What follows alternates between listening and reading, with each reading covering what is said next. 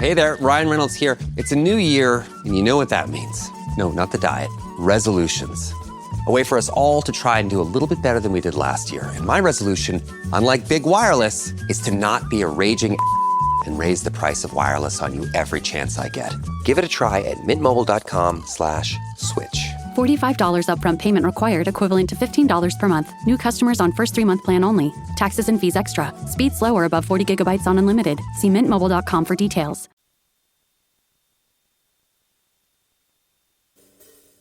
The best late-night conservative talk show in America, Sackheads Radio. And listen, there are no people better on the air to give you the best in conservative talk than Sackhead Sean and Sackhead Clint. And we're working on immigration papers for a certain other guy who happens to work here too. For those who are tuning in around the world to the best in late-night conservative talk, Sackheads Radio. Sack Dude. Sack Dude. Radio. Sack Dude. Sack Dude. Radio.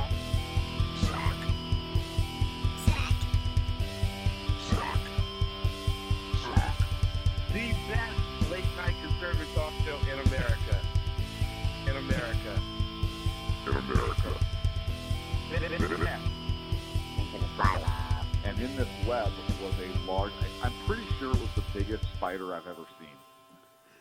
Ladies and gentlemen, welcome to the Sackheads Radio Show. It is the 18th of May, 2016. Thank you so much for joining us this evening. It's good to be home. It's nice to be back in Command Central here at the SHR Media headquarters. By the way, while you were gone, yes, if you noticed that, I want you to notice the new addition that we have in the studio. Okay. I know that you utilize the facilities already. Yes. Did you notice the sign? I did notice the sign, and I really didn't say anything. Well, it's one of those things that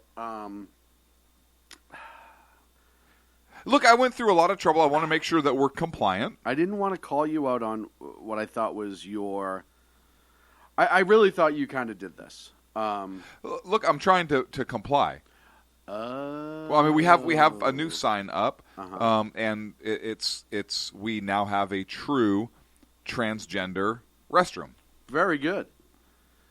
And here's the thing. I'm so happy that now Sacco will be able to appropriately use the restroom. Well, here's the thing about Sacco, because we're not sure if he's a Wookiee or a sloth, or we don't know what kind of hairy little wildebeest he is.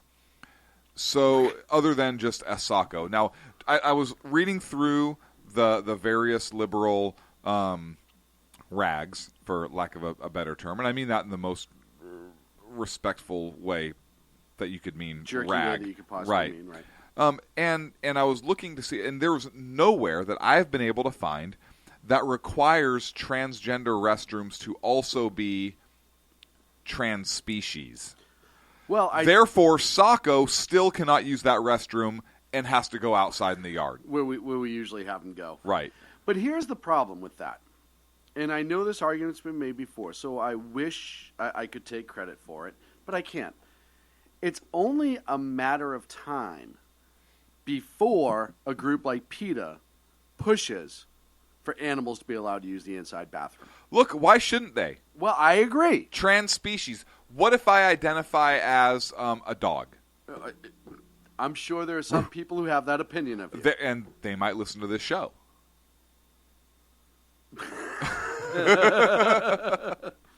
No, seriously. You notice I went amazingly silent on that statement, right? I said nothing at all.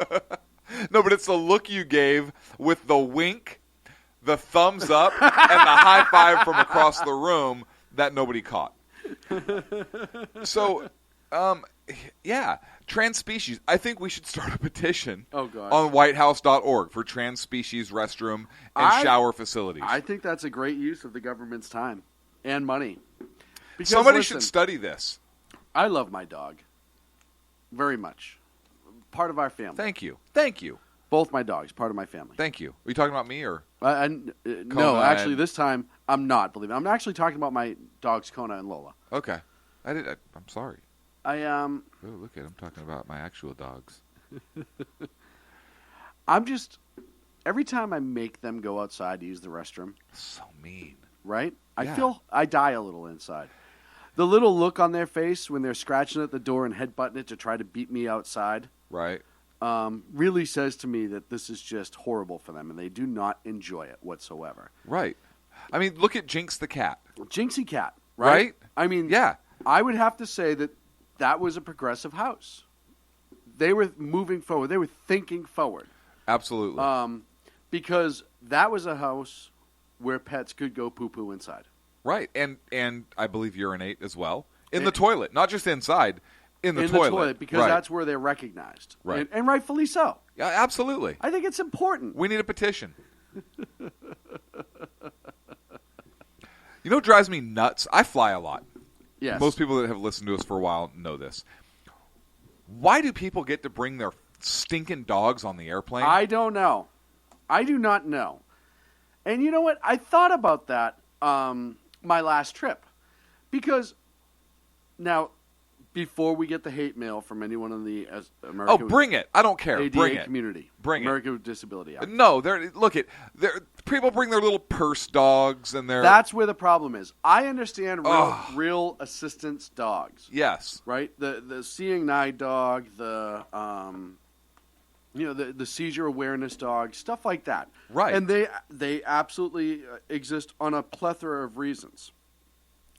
But those animals always wear their vests. You know where they are. The owners are and not a fake vest where you know it's a BS vest. right where it was sewn together that morning. Right. You know, and I was just in Dallas, obviously last week, and I saw that several times. And it's On not a just plane, dogs. going It could be any animal. Any animal Like whatsoever. you could walk around with your rooster out. You could walk around with your cock. Right. And just In walk hand. it. Yeah, in hand. Under my arm. Under your arm, Yep. whatever, just carrying it around, or on a leash, if Right. you wanted to tie put it on a leash. Yeah. And you could just walk your cock just Wherever out I want. for the world to see, Right. wherever you want. You could sit it next to you on the plane. Right. You know, you could have it down at your feet. Yep. You could probably put your cock on your head. Yeah, if I really wanted if to. you really wanted to, Yep. and I don't know if the rooster would stay. I don't or know if not. the rooster would say either. Obviously, you take your cock to the bathroom. Yeah, well, yeah. I mean, you kind of have to. What are you going to do? You're going to leave your cock. Now Taxes is 100% free when you file in the TurboTax app if you didn't file with us last year. Oh, yeah? Yeah, just do your own taxes in the app by 2/18. What if I have lots of forms? All good, all 100% free. What if I had 3 jobs? Still 100% free. What if I once saw Bigfoot? That has nothing to do with taxes, so still 100% free. Now that's what I'm talking about. Now this is Taxes. See if you qualify in the TurboTax app. Excludes TurboTax Live, must start and file in app by 2/18. But out. those bathrooms are kind of small. So then you'd have to train flight attendants the proper way. To handle a cock. Before we get hate mail, we're talking about a rooster Roosters, here, come right? We're on, talking about a people. rooster. For those of you going crazy in the It's chat horrible. room, I don't even know why people. Get your head out of the dirt. Really. yeah. What kind of show do you think we're listening to? Ken's show ended already. We're trying. If this were Ken's show, we can understand where maybe you'd be getting some of these perverse ideas. Yeah, from. absolutely. This is horrible. yeah. I mean, this is a mature show, folks. Ken says, RuPaul is listening. Please try to restrain yourself. Sean's trying to restrain his cock right now. He actually brought his rooster into the studio. Well, I'm going to put it out back for the night. Okay. Let it walk around the yard. But yeah, listen, this whole transgender bathroom thing is absolutely out of control right now. You have the president unilaterally deciding that all public schools that receive public funding, Which is all schools except Which for is- private schools. Any public school, yeah, right? Yeah. must now have transgendered bathrooms. Think about that for a minute. Yeah. Oh, I don't need to. And now, when you say unilaterally, is that like a singular ladder? Yes. It goes straight up. It's like a Rose Suchik ladder, like from Santa Claus.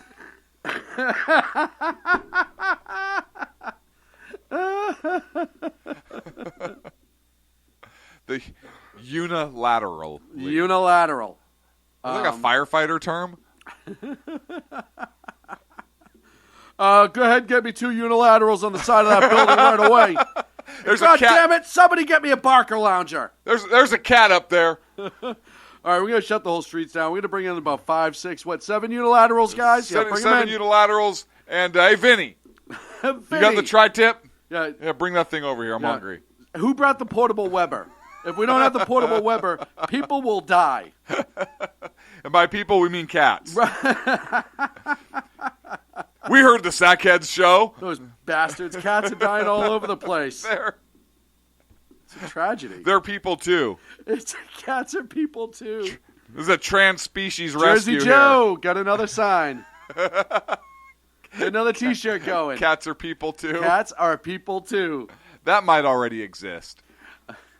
Pets' lives matter. Pets' lives matter. No.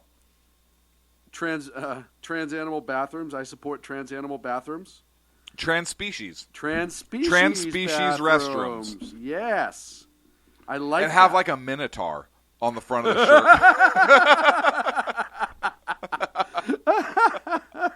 Well, you have all those people now who are identifying as furries. Right. Have you seen this shit? I mean, jeez. Where did that come from? Well, because that we're was talking not about- the proper place for an expletive, Sean. I will. Cox Matter T-shirt with a rooster on it. Cox Matter. I like that one. Joe, are you writing these down? Joe, Cox Matter is a good one. That'd be a better hat. With the silhouette of a rooster. Yes. I love my cock. But no. I love your cock. Cock lover.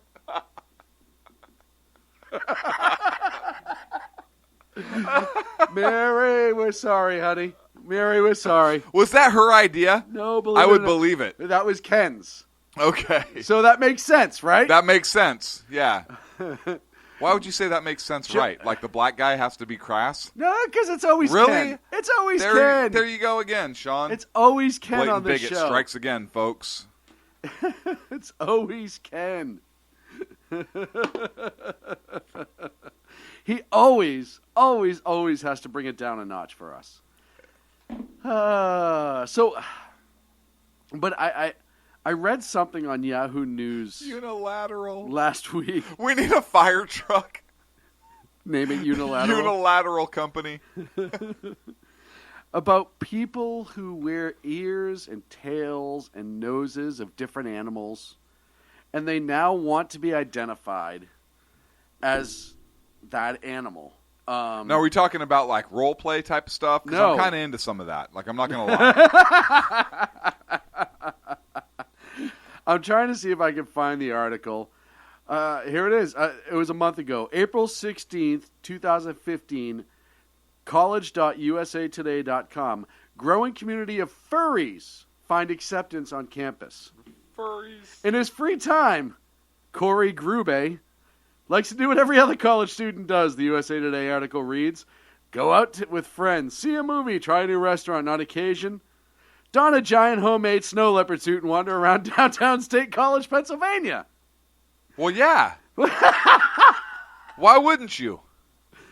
He's not alone. A senior studying chemical engineer at Penn State University is part of a growing community of quote-unquote furries. Furies. Of people who dress up A bunch of black guys with eye patches. as anthropomorphic animal characters and have their own personas. A kind of alter ego based on the character of their choosing with names like Razgriz or Ferrari.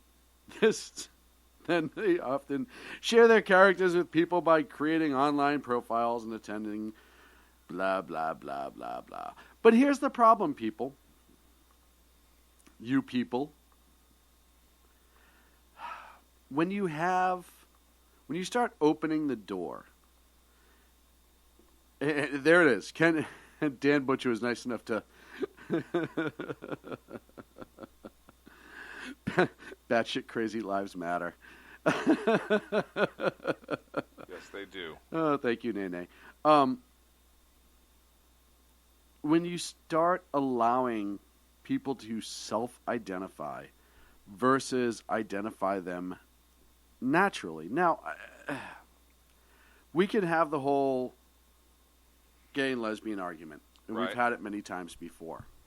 Right, like, no, he's gay. And you're like, no, that's a lesbian. No, that chick is totally making out with another chick. Identifies. Is that the argument you were talking Argument, about yeah. that we've had? But, you know, when it comes to transgender and now these furries and other people, and it's only going to continue. Furries? Just ridiculousness. The precedence has been set with these transgender bathrooms. Yes. And now you're going to have, like, we're going to walk into Target and there's going to be litter boxes for these furries, like litter box bathrooms, furries only. Maybe.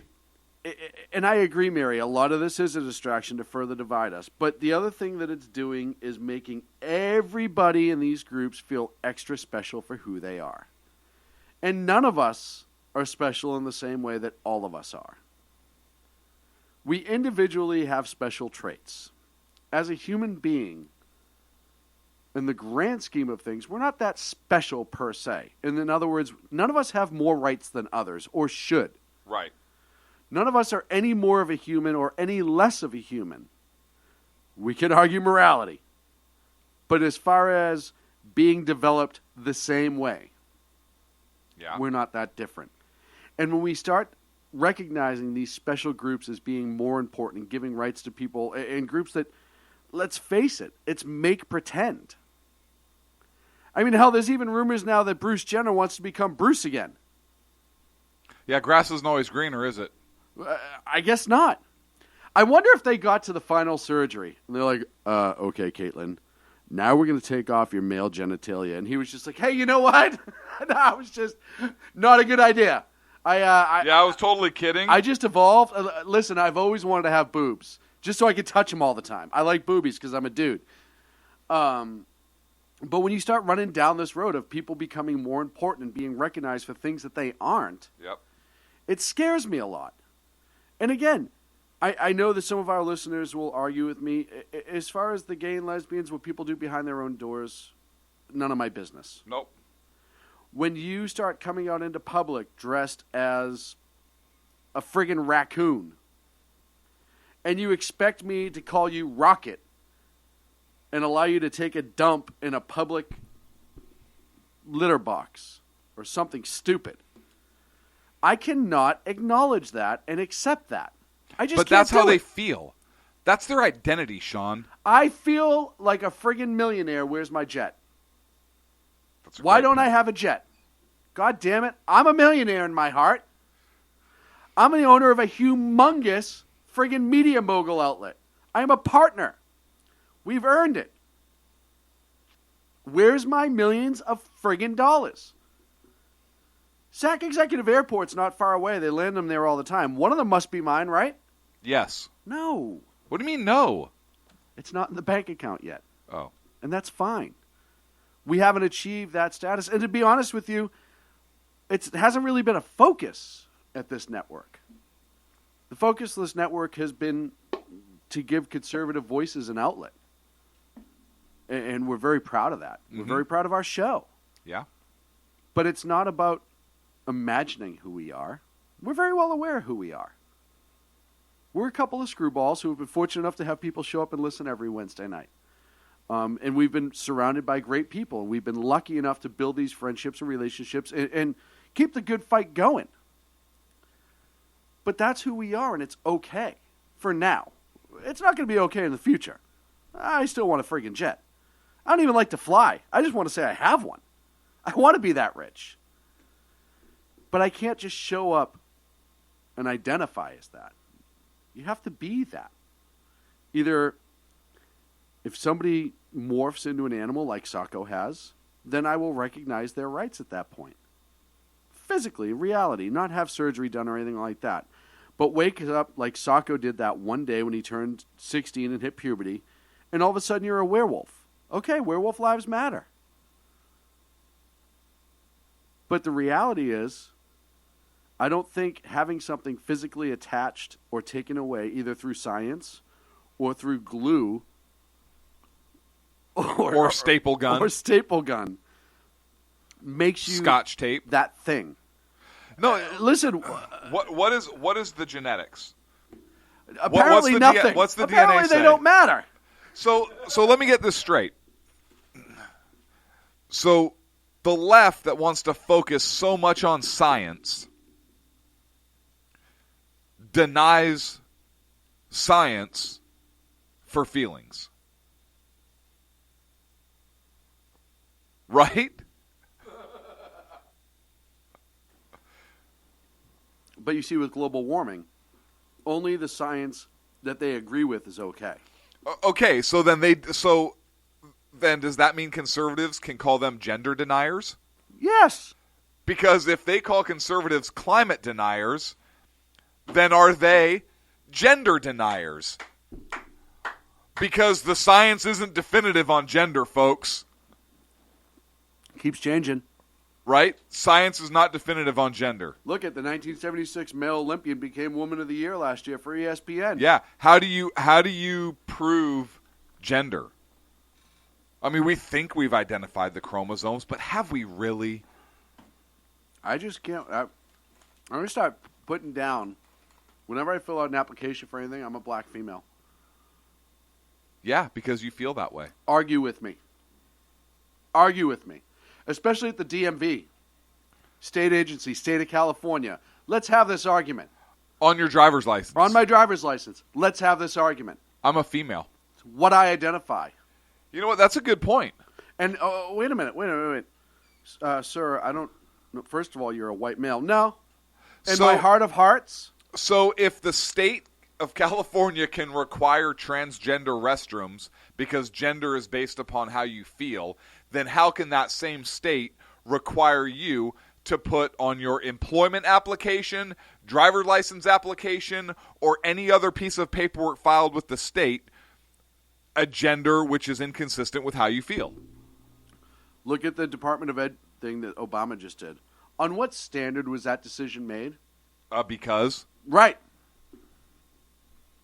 Right. Next Because. question. Yeah, because. So, I have the right now, I believe, the president, the White House, the executive branch, the state of California recognizes it. I'm not even going to change my name. Nothing. I'm just going to be me, walk in and identify as a black female. And see what happens. And if they deny me, can you imagine the lawsuit? And there it is already, ladies and gentlemen. Cox Lives Matter. Cox Lives Matter. We have the shirt on gallery.com/artwork-cox-life-matter. I'm going to put it in the chat room. Oh, I love this. Jersey Joe is always my friend. You nail it. I appreciate it. But, you know, we have to find out where the line is and get back to it, because we've crossed it at some point. And it's scary. It really is scary. I just got something sent to us from Ken Sackhead. says I need a weave. Hang on. Sackhead Michaela just sent something to us from Cards Against Humanity. And according to this email, it's a screenshot. And what it says is, I'm going to quote, "My fellow Americans, we're emailing you from the underground bunker we've built for when Donald Trump seizes control of our country and civilization collapses. In President Trump's America, you and your family will wander desolate highways, taking shelter in burnt-out automobiles as you try to escape the red dust that carpets the landscape.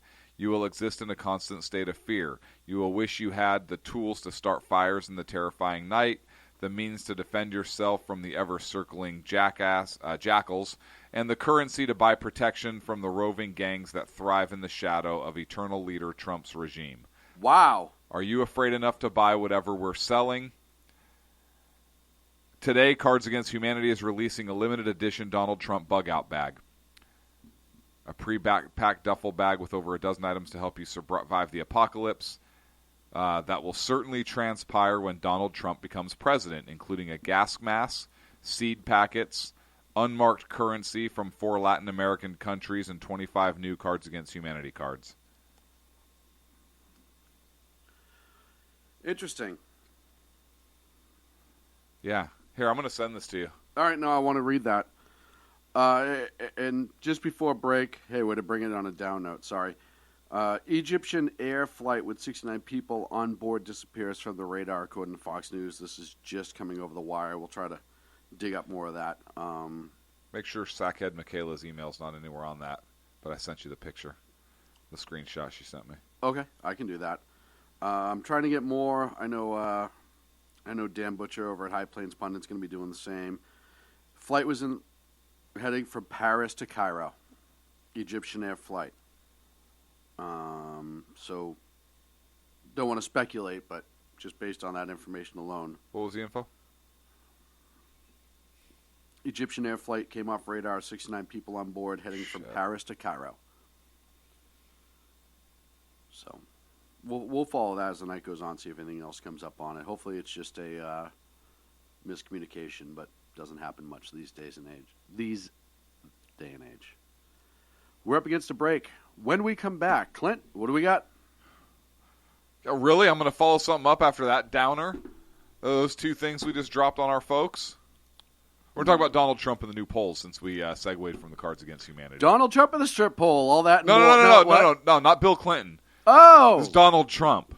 All that and more here on the Sackheads Radio Show, live in the SHR Media Network. Conservative media done right. You're listening to the SHR Media Network. Breaking news. According to the latest report coming out of SHR Media, a merchandise store to support both the Reaver of Common Sense and SHR Media has just been unleashed to the general public. Be forewarned that this site can be contagious and numerous items can be purchased to support the best news programming. Go to Reaver.one website and click on the store link to check out the merchandise.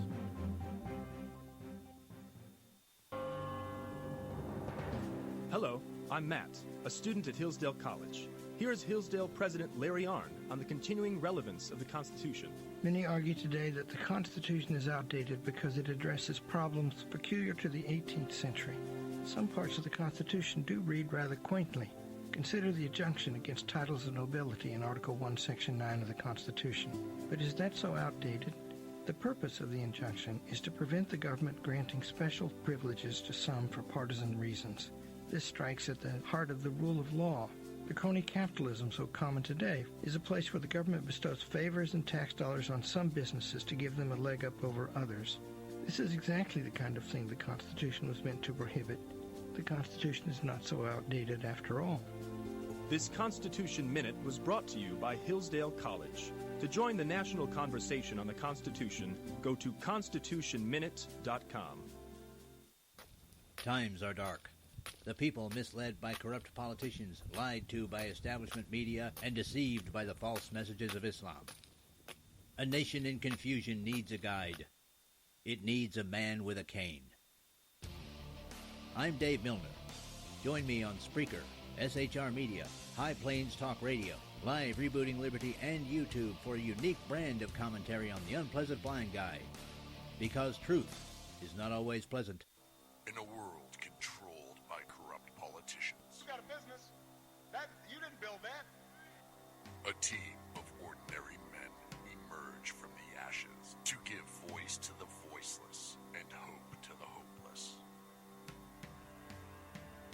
Sackhead Sean. Dude, I'm not saying cow for the stupid bro. Sackhead Clint. All good friends of ours usually show up drunk. Also starring Sacco as the producer. I'm a little bit drunk, 'cause I'm drinking. They are the Sackheads Radio Show. Every Wednesday at 8 p.m. Pacific on shrmedia.com.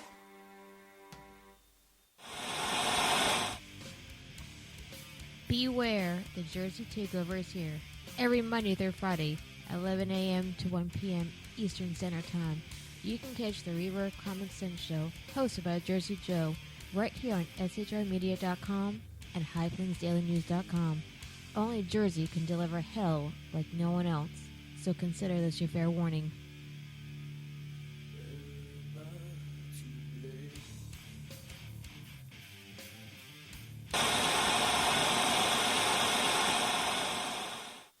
Conservative media done right. You're listening to the SHR Media Network. And we're back to the Sackheads Radio Show live in the SHR and Media Network. Thank you so much for joining us. I'm talking to you, Clint. Thank you so much for joining us, Clint. You awake over there? Yeah. Okay. An hour ago, you were happy to have me here, and now, not so much. I'm still happy to have you here. You're just not awake to tell me about it. I'm not awake to tell you about it, and my hungry's hurting a little bit. Oh. Well, we do have some lovely Greenwood snacks here for you. Thanks to you. Thanks to Sean. So I think this presidential race is going to be a race of who's less unfavorable. And right now that's Donald Trump. Okay. 61% of voters have a negative view of Hill Dog. The Hillinator. Yep. And 56% have an unfavorable view of Trumpeter. And this is according... Trumpeters. And the Trumpeters, those are folks that really trumpet Hillary or Donald Trump's success and message. The Trumpeters. What? Nothing. All I can think the of Hill is, Dogs and the Trumpeters. All I What's can the think problem? of is the Musketeers roll call Right. song Yeah. with Trump singing it.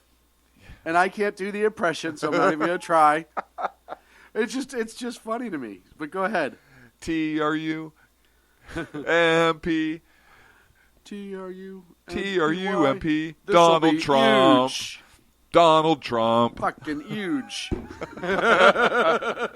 It actually works because you could do, right, Mickey Mouse, Donald Duck. You could do Donald Trump. Like Disney should do a whole thing. Mickey Mouse, Donald Trump. I like it. I see where this is going. Hillary Clinton, Donald Trump. Hillary, we could do like a whole election. Hill Dog, Donald Trump. Hill Dog. Oh, man, go on. This is according to a Fox News poll that was released today. So Trump is actually ahead. I think it's first time in the polls. Yeah, and pollsters, again, I'm the first one to admit when it comes to polls, I'm not exactly a huge believer in polls. That's not true. Because I have a tendency on political polls to be grossly inaccurate. Right. And I know the left will immediately turn around and say, hey, yeah, by the way, this is a Fox News poll, so, it's just all conservatives they were voting with anyhow. Yeah. By the way, how's Hillary still winning? She lost another primary. How Hillary is winning is, and the cheating yes, superdelegate. When your party decides to turn around and fix it for the single person that they choose, yes, and then they reach out to the superdelegates and say, hey, you're going to vote this person or you won't be a superdelegate anymore, that's about it, really. Yeah. So to answer your question, that's it. So the favorable, according to this new poll, the favorable rating for Hillary Clinton for Hill Dog, or the Hill Dogs, Team Hill Dogs for her supporters, 37% favorable, and the Trumpeteers, 41% favorable versus 56% unfavorable for the Trumpeteers, 61% unfavorable for the Hill Dogs. Wow. Interesting. Wow. Among women, 33% view Trump in a positive light, while twice that obviously view him negatively. Yeah. Interesting. Currently, 65% of GOP women view him favorably, which is up from 55%. That's a big rise, in huh? March. It is, yep, and 49% before that in September. So he's actually gone up. He's gone up from 49 in September to 65% now. So that's good. So look, he's got a shot. He's got a shot. I just, I know we've talked about this. I know there's still, like, who is it? Billy Crystal, who's still trying to get from the National Standard. Is that him? Bill Crystal. I call him Billy Crystal.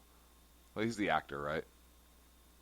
I wonder if you ever found Curly's Gold. Anyways, he wants third-party candidate. Romney is still out there being a jackhole,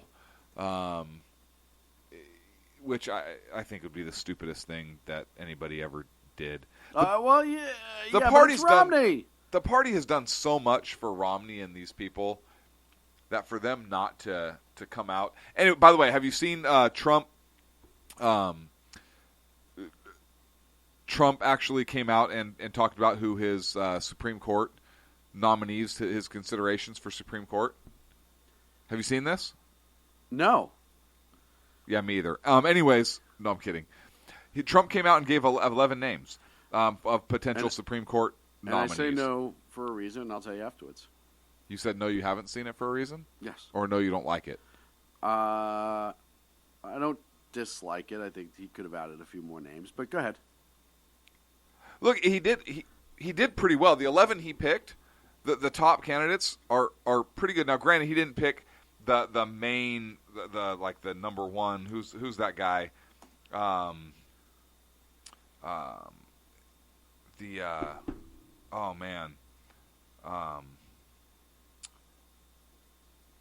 Kavanaugh. Oh, okay. Kavanaugh from the Federal Appeals Court in Washington, and Paul Clement. Now, those are two very big names that he didn't put on there, that weren't on that list. Very, very, very conservative judges. But he's got some good ones on there, including one of Scalia's former law clerks, Stephen Colleton out of Iowa, and Allison Eade out of Colorado. I think he's really trying to show that his conservative picks, in terms of trying to get the party behind him, and also trying to garner that support. Look, he knows his picks are going to have to be vetted and confirmed. Mm-hmm. He knows that. I mean, he just had this meeting with Paul Ryan, where both of them said it was positive, and so I think Trump understands that unless he wants a third-party run and to guarantee a Hillary Clinton presidency, and even if he might not care personally, I'm not saying he does. I think he does care. I don't think he wants Hillary as president. Mm-hmm. But in terms of his own success, bottom line is the guy still has an ego, and I'm not saying that's a bad thing necessarily, but I mean, the guy is a very, very successful private businessman, and of course there's going to be some ego there, and I have no issue with that. But of course that's going to come into play where he doesn't want to lose. Right. Trump does not want to lose. So I think he's trying to play nice with the, I don't want to say the establishment, but certainly with the conservative wing of the party, and basing that, having judges that have based their decision primarily on constitutional law. Mm-hmm. Larson is the one that is currently on the Michigan Supreme Court, and that's the one that was a former law clerk under Scalia. Delivered one of the tributes to Justice Scalia in March. So she also served in the Justice Department at the time and assisted in writing that justification for enhanced interrogation techniques. So I think that's a solid conservative pick. And granted, there may be, these two names weren't on it. Big freaking deal. The guy is obviously more populist than he is true 100% walk the line conservative, and that's fine. But the guy has conservative principles. I think if you actually take There's a poll out there you can take of where you actually agree with these candidates on the issue.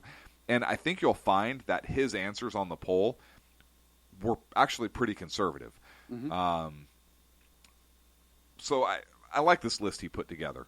And I could absolutely live with any one of those folks we mentioned a hell of a lot more than I could live with anybody Hillary would put forward. Yeah, no, I listen. Anyone that Hillary's going to put forward is not going to be the one we want. Our country would be done for the next 25 to 35 years. I would have to agree. Guaranteed. I would have guaranteed. to agree. And what I like about some of the names on his list, look, one of the judges he put forward is 41 years old, a 41-year-old conservative.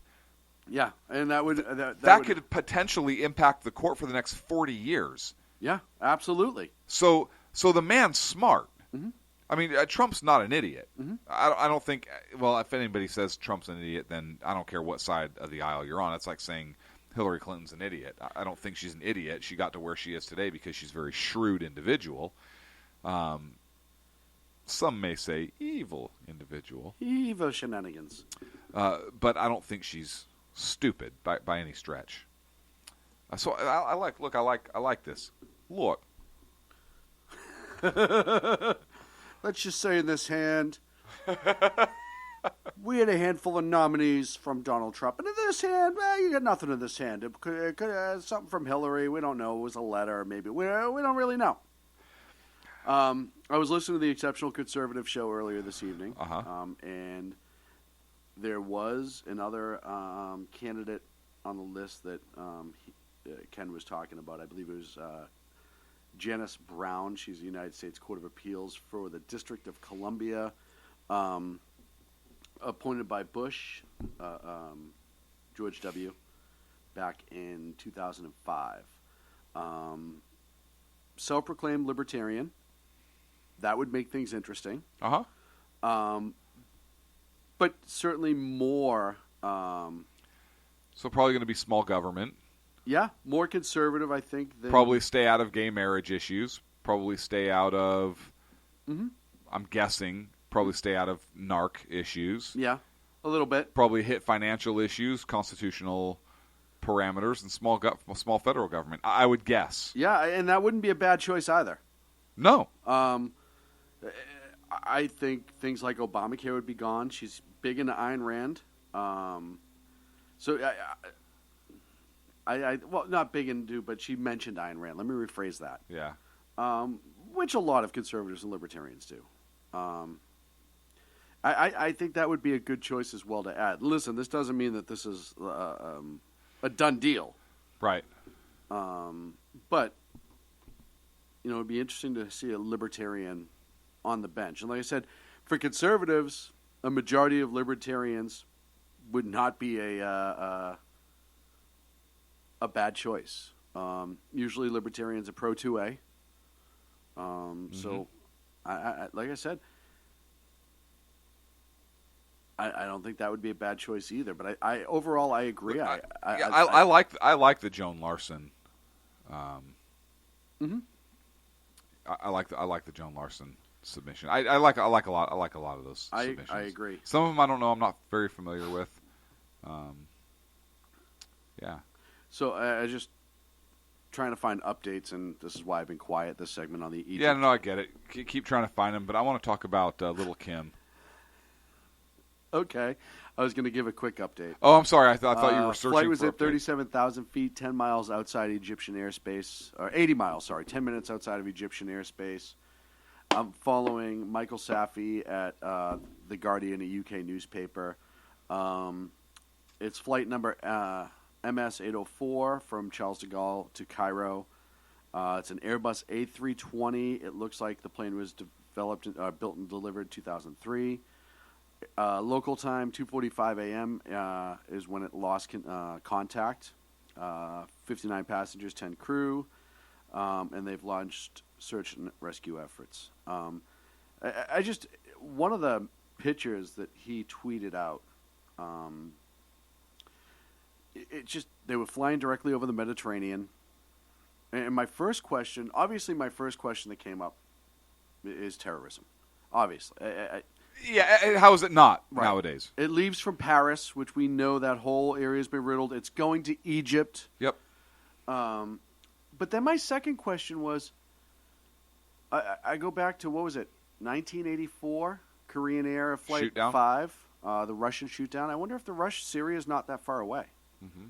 I wonder if the Russians were patrolling the Med, the USS Donald Cook that have had all those flybys in the Med by the Russians, Su-24s. So we know the Russians are out over the Med. And I wonder if that's going to be a point of contention. Because remember... Would there have been a radio transmission? Oh, eventually you may get something. There could be none. And I don't know if...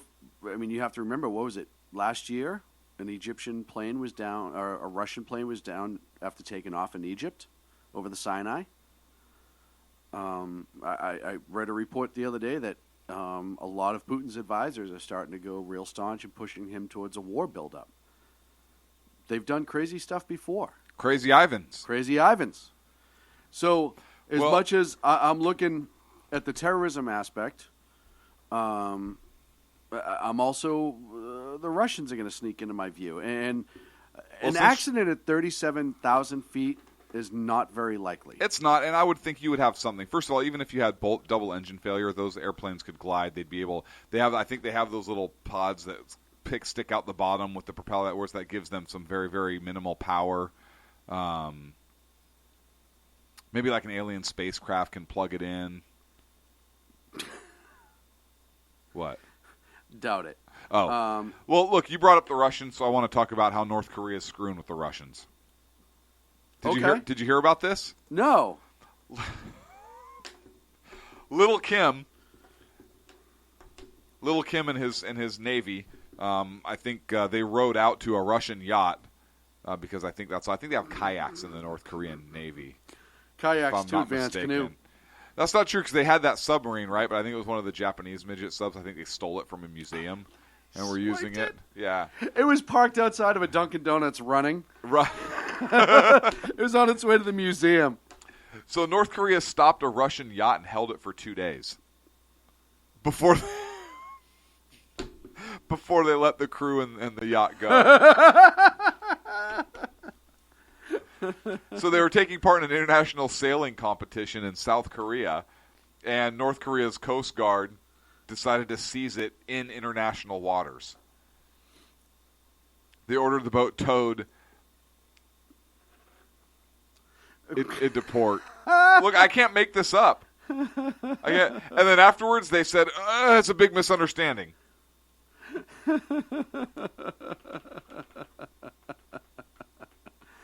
Oh, man. Yeah, sure it was. Uh-huh. Yeah. So Putin kind of whispered into Little Kim and said, hey,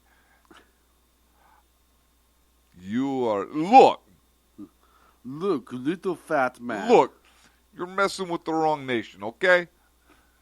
He's like, I will turn your country into a glass parking lot.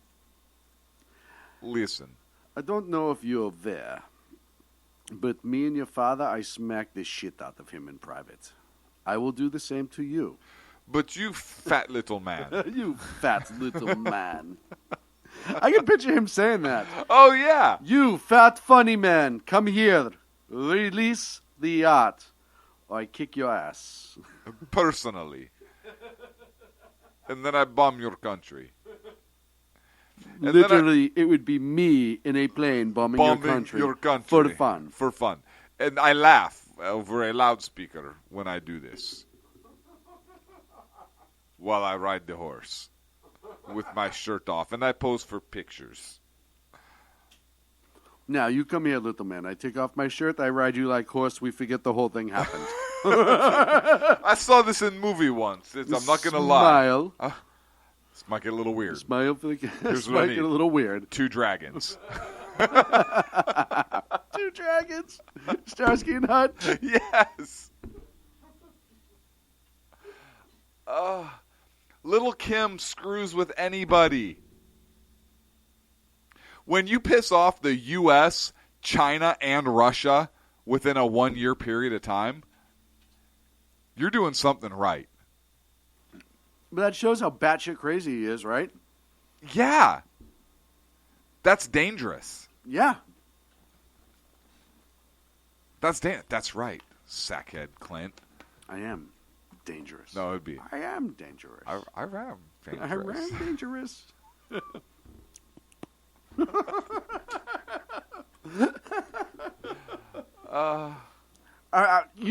I just, all joking aside, I would love to see that phone call because it's almost the immovable object, unstoppable force kind of thing. You have Putin, who's batshit crazy in his own right, and militarily has the power and is not afraid to use it, as we've seen. Right. But he has been in check. A little bit. Because he knows we have a big military with a lot of nukes also. A little bit. But he's crazier now than he has been in years. Oh, yeah. Well, because we have a weak administration and right. weak foreign policy. And then you turn around and you have Riddle Kim. Yeah. Who's batshit crazy. Even if they don't have nukes, I'm pretty sure he thinks they do. Right. Well, he's batshit crazy. He thinks he has a badass military. And he's screwing with whoever. Right. Sees this yacht. So now, take the yacht. So now you turn around. The yacht. I wonder if he has a high-pitched voice. I run aboard it. So now you turn It's around cold outside. and you It's have not these small. two talking on the phone. I know it's their people, but it's their policies talking on the phone. Right. And just nobody want. It's almost like the two kids in high school who both think they're super awesome, and they want to dance with the same girl. And while they're fighting, the girl leaves. Like it's that kind of mentality where neither one of them is going to back down. No, you know what it's like? It's like the high school football star who actually is badass and can back it up versus like the chess club president. Right. Who knocked one guy out accidentally and he thinks he's a badass.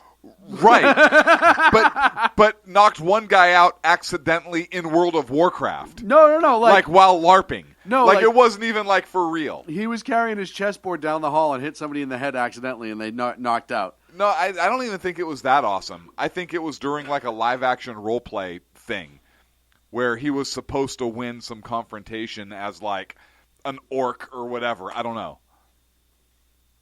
Agador in the chat room says, how crazy is he? Could his generals paint nuclear signage on an ordinary missile and fool him? Yes. I actually believe they could. Yeah, oh, absolutely. I absolutely believe that they possibly could do that. Of course they could. I think he buys into the facade of himself as much as he perpetuates it. So I'm sure somewhere in his head, Little Kim knows that he's not as badass as he leads on. He has a little bit of that bravado. Yeah. But on the other hand, I'm almost convinced that he's 85% belief, 15% bravado. I think he's that batshit crazy. I mean, you look at stuff that he does to poke the bear. Literally. Literally in this case. But you look at like the shelling. Remember the South Korea submarine that got ripped in half? Just all these different things that they do. They've hacked us. They hacked us.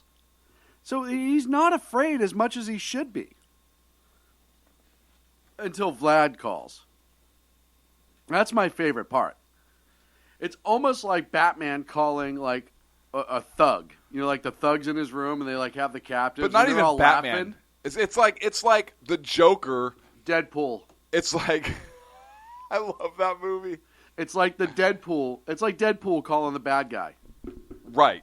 Just doesn't care. Like, right. Hey, just so you know, if you don't release him, I'm going to kill all of you. And I'm coming. Now. Yeah. Hi, Francis. Hi, Francis. So, I am sure that yacht was released. Putin, I wish he wasn't as cool as Deadpool, but Putin is like Deadpool. Hey, listen, Putin's one of those guys. You look at his approval ratings in his country, it's like 86%, yeah, 88%. But those are all rigged. They still keep voting him. He won with 102% of the vote. He's really convincing. No, I'm just saying, but so even if you cut it in half, he still has a higher approval rating than our president. Yeah. So I'm just saying, for a country. Yeah, no, look, he's like the guy you want on your team. Yeah, he is like a political porn star, if you will. Right? I mean, he's not rock star. You don't want his God. Freudian slip. What? So yeah, you don't want him, like, you don't want his policies.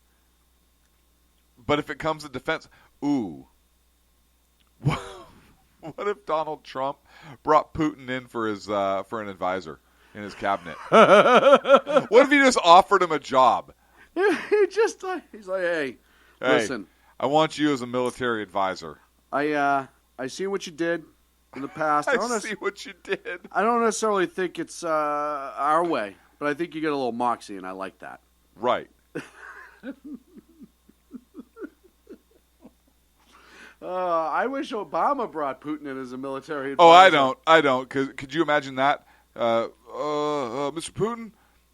Yeah, so Texas is fighting us on this whole bathroom thing. You shall kill them all. Hey, just for an update, and if you go to shrmedia.com and click shop, you can get to our T-shirt store. We now have the following T-shirts available. Hillary's yearbook photo, Trans Species Matter, I Love My Cock. Trans Species Matter. Lives Matter. I Love My Cock, and Cock Lives Matter. What if Trump offers Putin a VP spot? He couldn't do that because he wasn't born here. Right. But, we need a picture of Donald Trump holding a rooster with the I Love Trump's cock, too. Or Trump loves his cock. I mean, there's so much you could do with that. Yeah. No, that'd be a lot of fun. Oh, yeah. Ooh. You could have Trump holding a cock up in the air and be a trumped up cock.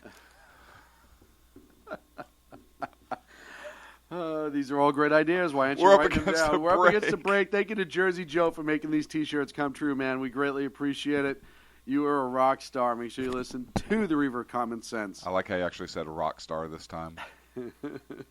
Every day right here on the Sackheads Radio Show. And then, I'll give him a promo later for the other show, just because it's fun. We'll be back here on the Sackheads Radio Show, live on the SHR Media Network. Conservative media done right. You're listening to the SHR Media Network. Breaking news. According to the latest report coming out of SHR Media, a merchandise store to support both the Reaver of Common Sense and SHR Media has just been unleashed to the general public. Be forewarned that this site can be contagious and numerous items can be purchased to support the best news programming. Go to Reaver.one website and click on the store link to check out the merchandise.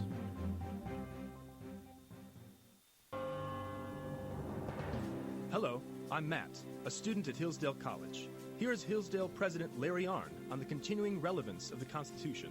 Many argue today that the Constitution is outdated because it addresses problems peculiar to the 18th century. Some parts of the Constitution do read rather quaintly. Consider the injunction against titles of nobility in Article 1, Section 9 of the Constitution. But is that so outdated? The purpose of the injunction is to prevent the government granting special privileges to some for partisan reasons. This strikes at the heart of the rule of law. The crony capitalism so common today is a place where the government bestows favors and tax dollars on some businesses to give them a leg up over others. This is exactly the kind of thing the Constitution was meant to prohibit. The Constitution is not so outdated after all.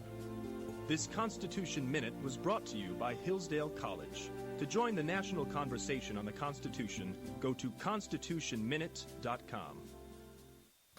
Times are dark. The people misled by corrupt politicians, lied to by establishment media, and deceived by the false messages of Islam. A nation in confusion needs a guide. It needs a man with a cane. I'm Dave Milner. Join me on Spreaker, SHR Media, High Plains Talk Radio, Live Rebooting Liberty, and YouTube for a unique brand of commentary on the Unpleasant Blind Guide. Because truth is not always pleasant. In a world controlled by corrupt politicians, You got a business. That you didn't build that. a team of ordinary men emerge from the ashes to give voice to the voiceless and hope to the hopeless. Sackhead Sean, Dude, I'm not saying cop from a stupid pro. Sackhead Clint, All good friends of ours usually show up drunk. also starring Sacco as the producer. I'm a little bit drunk, I'm a little bit drunk, 'cause I'm drinking, drinking, drinking. They are the Sackheads Radio Show. Every Wednesday at 8 p.m. Pacific on SHRmedia.com.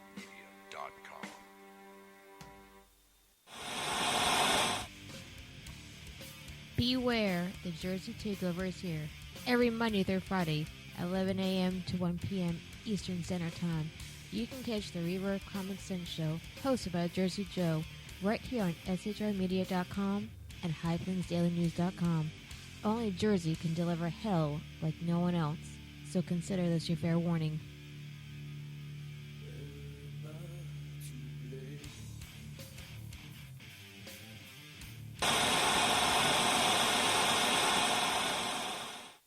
Conservative media done right. You're listening to the SHR Media Network. Welcome back to the Sackheads Radio Show, live on the SHR Media Network. So almost the entire break, we've been thinking of new T-shirts.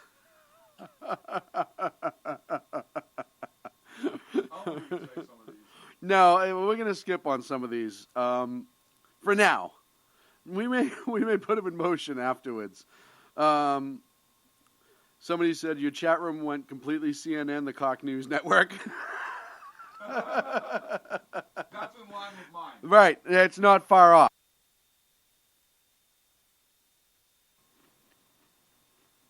So I'm going to say what my idea was.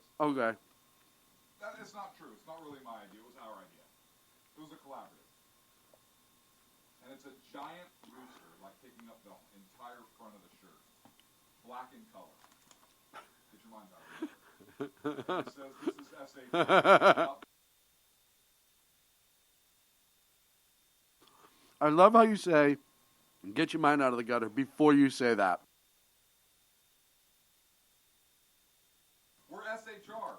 We're not the BBC, but we need a huge black rooster on the front of the shirt. Big black rooster.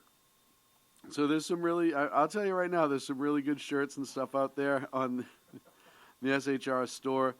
There's some great, Jersey Joe's got some great Reaver swag out there, including a skateboard and some other things. He's got a skateboard? Yeah. Why don't we have a skateboard? I don't know, because we're not cool. We need a surfboard. He has been rocking the Game Day Crew shirt. Do they have dry fit? I don't know. What the hell would I know that? What is dry fit? Dry fit is when you're like building something, you put it together without nailing it together just to see if everything fits. That's a dry fit. No, dry fit like that. You know, the workout. Never mind, you wouldn't. Never mind. Thank you. Sorry.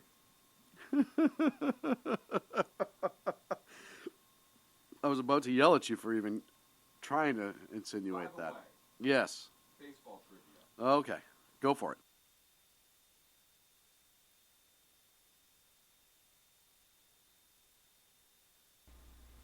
They were in the Pacific Coast League, same league as the Sacramento River Cats are now.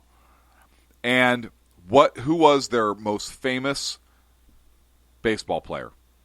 Whoever played for them. And I'm going to tell you this, they were in Oakland Athletics. Well, they were the Kansas City Athletics back then. In 1969, they started out as an athletics organization before they switched. So they were affiliated with major league teams. They were a true AAA ball club until it was just, I'm guessing it was too costly or whatever. And I think they disbanded like late 80s, early 90s. But their jerseys are amazing. Anyways, do you know who was? Who? Barry Bonds. Wow. Barry Bonds was a Hawaii Islander. Interesting. I know you like baseball trivia. I did not know that. That's pretty good, actually. I'm very impressed. Thank you. That's all I got.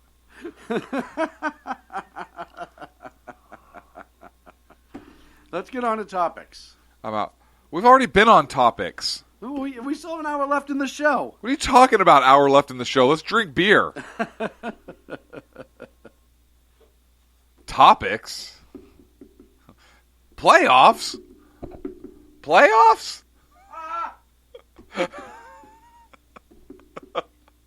I love how you can't laugh right now. Was that what Herm Edwards? Yes. Yes. With the playoffs, spoons, right? Playoffs? It was What? the Are beer you- commercial, right? Yes. That was awesome. Oh, man. Yeah. So another story came out this week that more emails came out. They were released, and they were released last Thursday by Judicial Watch. And at one point, Secretary of State at the time, Hillary Clinton, showed that they were trying to communicate with her chief of staff, Cheryl Mills, at the time, her chief of staff, Cheryl Mills, over a secure line when Hillary Clinton got back from a trip.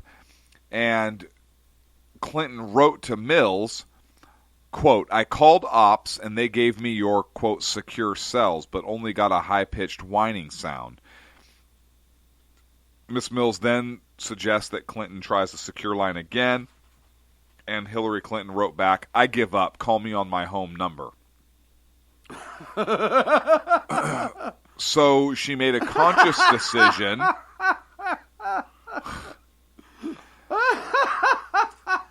Yeah. Yeah. I just, that's like talking to my mother.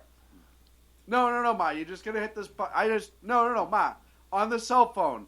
All you have to do is hit the conference, then you can call Kelly, our sister. No, just call me on the home number. Click.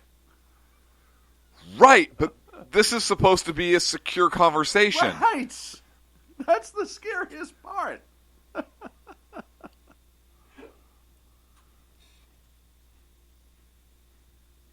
How crazy is that? Look, this is after. Do you remember when she told that other guy when he's like, hey, they're having issues with the fax, and she's like, that's all right, just strip the heading and send it non-secure. What? It's fine. It's fine. Mrs. Clinton, these are top secret documents. Yeah, top secret, not secret. And not if it doesn't say top secret. Right. Consequences, schmonsequences, as long as I'm rich. Like, that's pretty much Hillary's mentality. She's the Daffy Duck of politics. She's not even that cool, because Daffy Duck is kind of funny sometimes. She is the... I don't even want to say Wile E. Coyote, because Wile E. Coyote is too cool, too. Yeah. Like the Petunia Pig. Mm. Just a non-consequential, non-funny... Something, yeah. Like a space filler. Yeah, exactly. Right? Like Porky Pig was relevant and Petunia tried to be. I mean, it's kind of like that. Bill Clinton was relevant and Hillary's trying to be. Right. She's Petunia Pig. Petunia Pig. And starring Hill Dog as Petunia Pig. Listen. Very nice shot from that across was the room into amazing. the bucket. Thank you. You have to look, and I laugh because it's sad, but you have to look at the big picture on this. You have to see the fact that, yeah, the comical side of it is she's too old and out of touch and she hasn't driven herself in, 30 years? And we're trying to get her to figure out sat phones and secure technology, etc. She thought it was okay to put a server, unsecured server, inside her house and use that. So, because she didn't want to deal with a second cell phone or it was too difficult or whatever. You now go down. Thank you, Clint. You now go down to these phone calls and listen. We had what was it, Ukrainian Did you say hacker? go down to these phone calls and listen in because it's non-secure? Because anyone could. I see what you did there. You had the Romanian hacker last week come out and said that he had hacked Hillary Clinton's email and server, that it was easy. You now have... I believe him, too, by the way. Why wouldn't you? Yeah. Why Honestly, is he in custody? The burden of truth or the burden of denial falls to her, in my opinion, at this point. I think there's enough there. Well, the burden of proof is always on. No. I just mean against him and her. She has to prove that he didn't. Because he's not going to make claims like that unless he has some sort of proof that he did. But, right. And she's only at the Secretary of State position. And I'm not saying only like it's a minimal position, but it's not like she's the president. Or even the head of the CIA. That's still. She was still in in a pretty significant position. I understand that.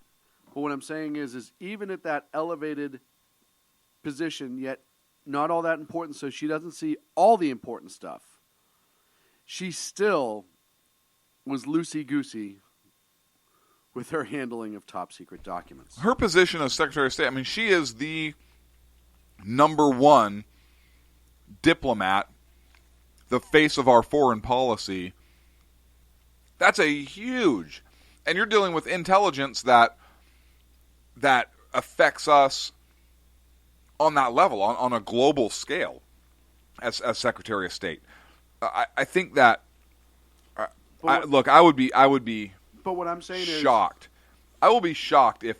And look, did you see the story where she categorized the investigation as an inquiry? And the head of the FBI came out and goes, yeah, I have no idea what an inquiry is. We do investigations, and that's what this is. And he's really at odds with the Obama administration now as well. So, look, I'm not a huge FBI fan. And I know you're not either. I think that We've made that apparent on the show. What's that? We've made that apparent. Yeah, look, I mean, some of the agents individually, they're nice people, and some of them, they do some good work. But do I think that they should exist from a legal standpoint? Nope. I don't. I really don't. But they have a job, they have a function, and it seems like they're doing it. I don't know if they are. I don't know what the Justice Department is going to do. But it seems like the FBI at least is working hard to try and maintain some kind of to give some kind of impression of impartiality. I really think they are. I was kind of impressed with that. I'm impressed that they're interviewing top aides. I'm impressed that they offered immunity to that kid that set the server up, that the FBI director came out and directly contradicted her. We'll see if it's just tough talk or if they truly are doing an impartial investigation. I don't know. Mm-hmm. But it certainly seems like they may be doing that. And who knows? They might do a true impartial investigation into this whole thing, knowing full well that the Justice Department, the AG, is going to kick the case. Right. So they can be, and that way they can save face and say, well, we did our job, and they didn't file charges or whatever. I could see that happening too, as sad as that sounds. I agree.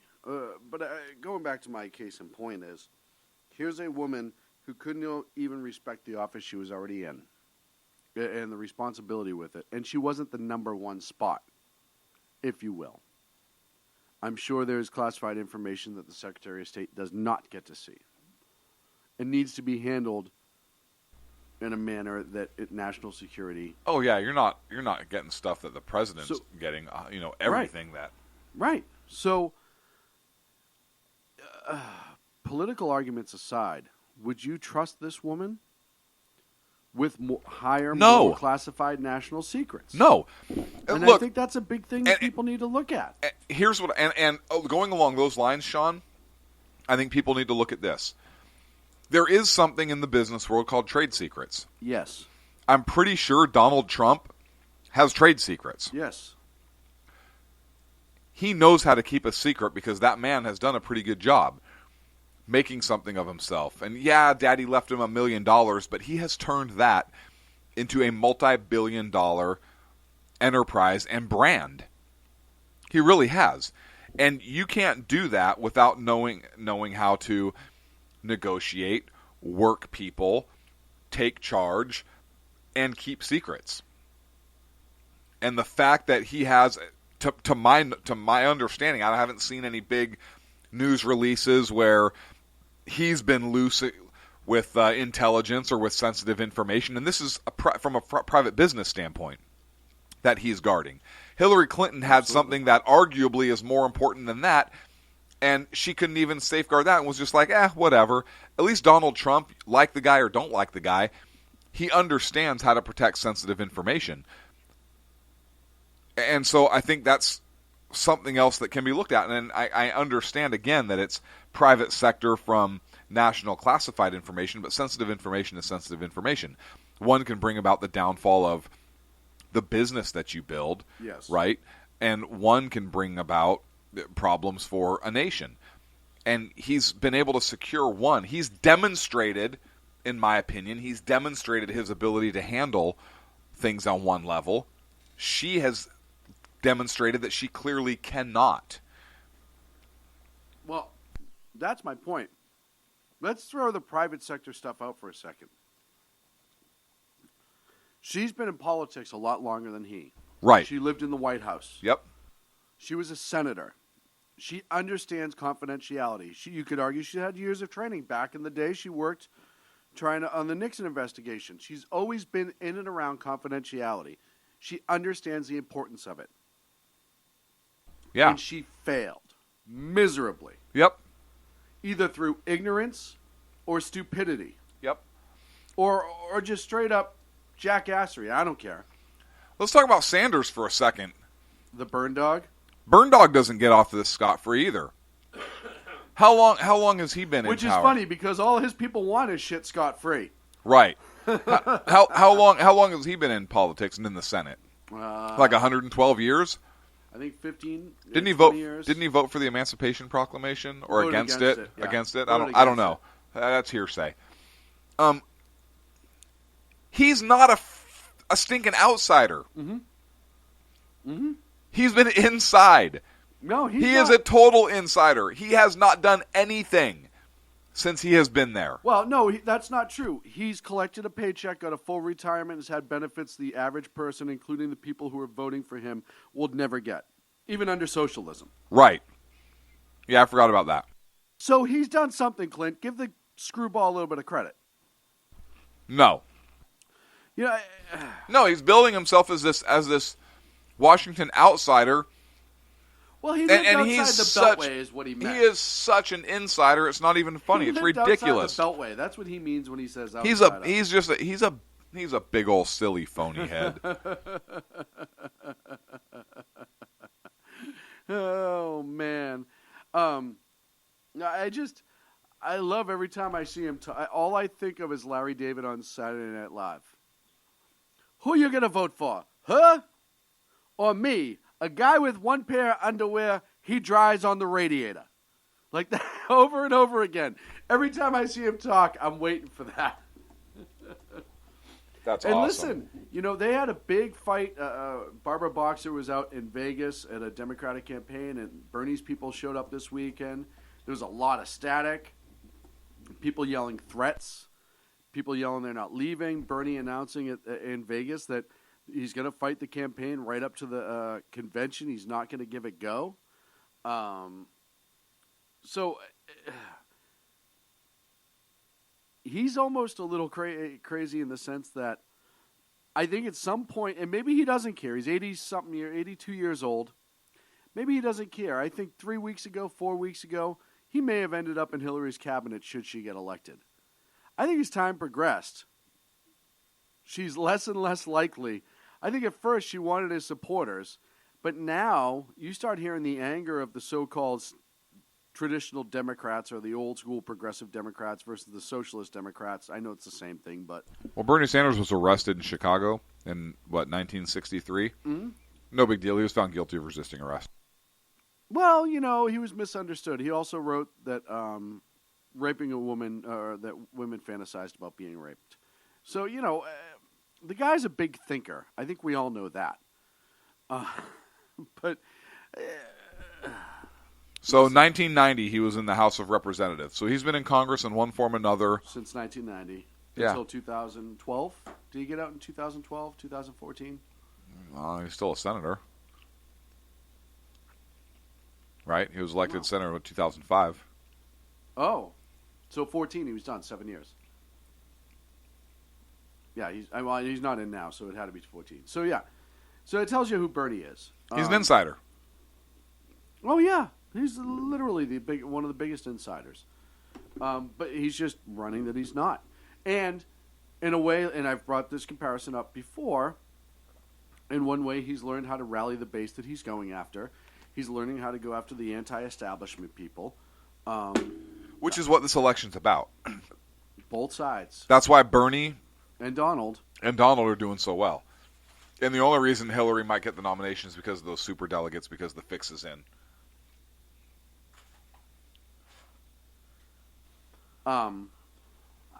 I wonder, though. I wonder if you could, pitch one of those cheese crackers right here into my hand. That's what I'm wondering. I'm wondering what happens if Hillary gets the nomination, which she will at this point, and Bernie's people stay home. Which they might. Which they possibly could. This could be the lowest voter turnout election in or history, highest. Percentage-wise. Right? Because one of the things we've taken out of the last couple of elections, especially 2012, is don't stay home, don't stay home, don't stay home, don't stay home. A lot of people are worried about staying home and to show up and vote for or against. Now, you have Bernie's people who, let's face it, it's almost cultish. I'm in on both sides. Oh, yeah, no, I understand that too. I'm just talking specifically the Democrats for a while. What happens if Bernie kind of gets railed? That's a whole different movie. That'd be like a parody of Weekend at Bernie's.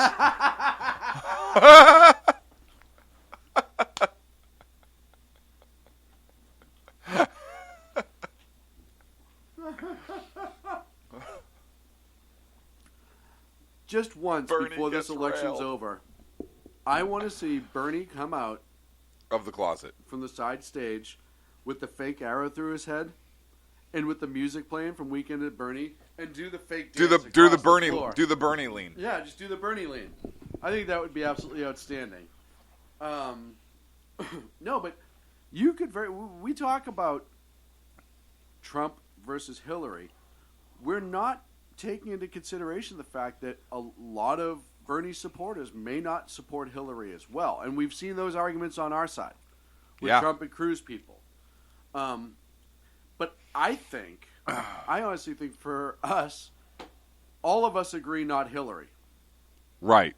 On this side. On the other side, there's a lot of agree not Hillary too. Right. Right. So they might stay home. So you could have a 3-1, anyone but Hillary vote. And that could make for... you could very well see, if Hillary gets the nomination, you could very well see Reagan-esque numbers out of this election. Because a lot of people who are so afraid of Hillary Clinton winning will show up. Dan pointed out in the chat room, there's a lot of Bernie's people that may vote Trump before they vote Hillary because he's an anti-establishment. Yeah. So, you know... And if he does a good job... Yeah. Well, and there are people that vote for him just because he's not establishment. Right. Even on Bernie's people. I just want to hear his State of the Union. It'd be like a sackhead State of the Union. I'll tell you, this is huge. This is It's a huge night. Look, I'll tell you what. Look, we're gonna do really big things this year. Okay? We got huge numbers. We got a lot of things going on in the works. I think you're gonna be very, very Wouldn't happy. it be great for the first State of the Union if everybody, all the senators and representatives are walking in, and there's a wall, and only Republicans are allowed to go through? And he's like, Mexicans built that too. It works, doesn't it?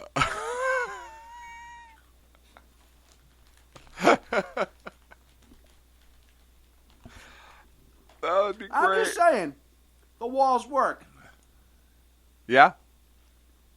I had the argument the other day with somebody down in Texas, when I was down in Texas, about Edgar Castillo. I brought him up, I think, last week. Mr. Castillo.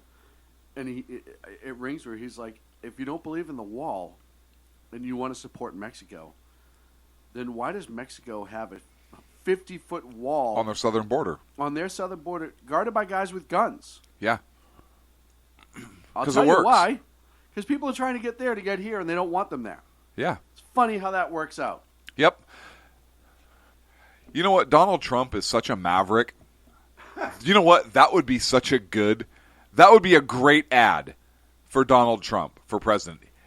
If he, as Maverick, he's Maverick. He's flying a cargo plane full of rubber dog shit out of Hong Kong. That's the political ad right there. That's funny as hell. That is funny as hell. It finally happened. Hey, we gotta take a break.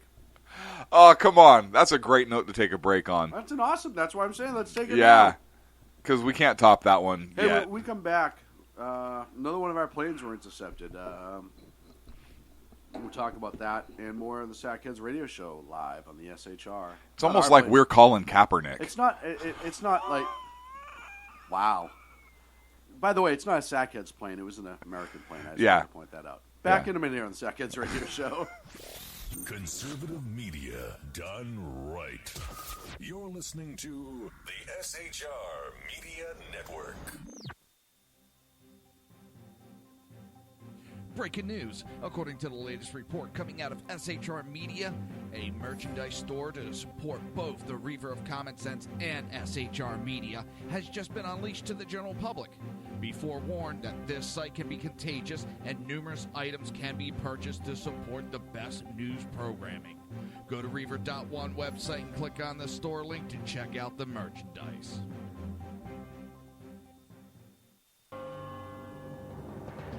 Hello, I'm Matt, a student at Hillsdale College. Here is Hillsdale President Larry Arnn on the continuing relevance of the Constitution.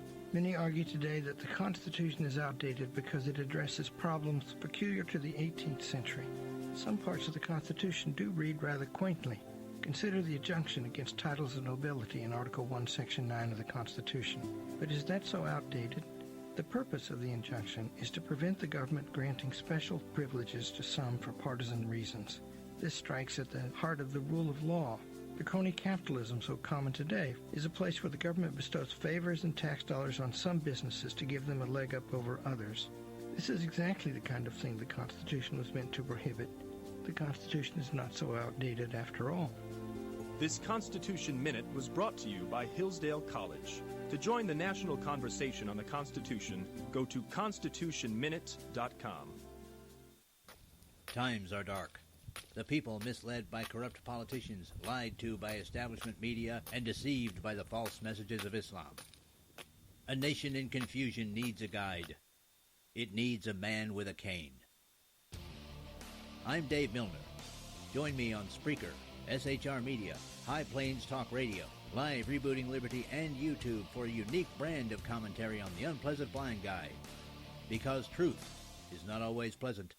In a world controlled by corrupt politicians, You got a business. That you didn't build that.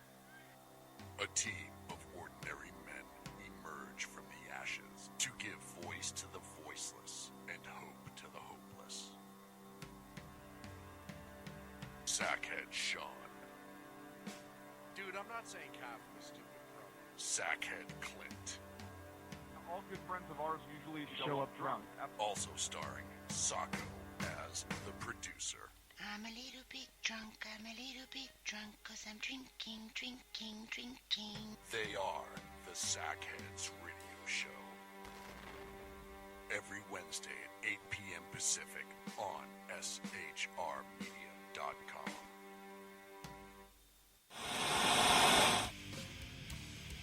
Beware, the Jersey Takeover is here.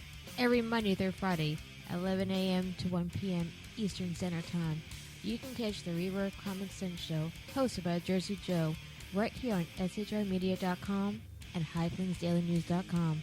Only Jersey can deliver hell like no one else, so consider this your fair warning.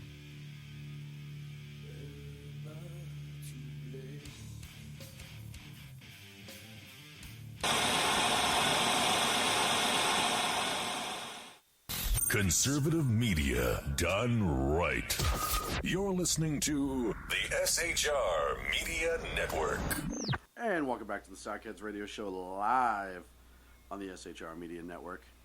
Thank you so much for joining us and sticking around through the entirety of the show.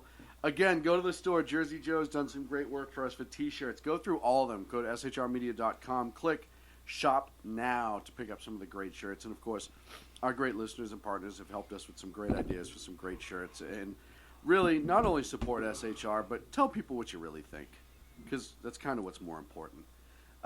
Unless it's negative. No. You can still tell them. Who gives a shit? So, getting this story from High Plains Pundit started earlier today. Pentagon confirms Chinese fighter jets flew within 50 feet of a Navy recon plane over the South China Sea. Pentagon has confirmed that 2 Chinese fighter jets flew within 50 feet of the U.S. plane. We have made progress by reducing risk between our operational forces and those of the People's Republic of China by improved dialogue on multiple levels under the bilateral confidence-building measures and the Military Maritime Agreement, according to the Pentagon. Over the past year, we've seen improvements in the PRC actions, flying in a safe, professional manner. However, we are addressing this issue through the appropriate diplomatic and military channels. The 2 Chinese... Diplomatic and military channels? Well, yeah. The Chinese J-11 fighters intercepted a U.S. EP-3 Ares aircraft and forced the pilot to descend 200 feet in order to avoid collision. Officials said the U.S. surveillance plane was conducting a routine mission in the northern part of the South China Sea, south of Hong Kong, when the incident occurred. Seems like we're having a lot of these lately, huh? Seems like a lot of the countries here that should be respecting us and or respecting us aren't. And once again, we all know about this disputed island in the South China Sea. We know that the Chinese are landing people on it. We know that we're putting boats really, really close to it, naval vessels, to make observations and to test the right of international waters. It's still international waters as we recognize it. Yep. And we do have the right to be there. So we should dock there. We should just... Dude, how great would it be if they all woke up one morning and all of our flags were all over the place and an ass ton of our Marines were just chilling on the beach, like swimming and stuff? Right.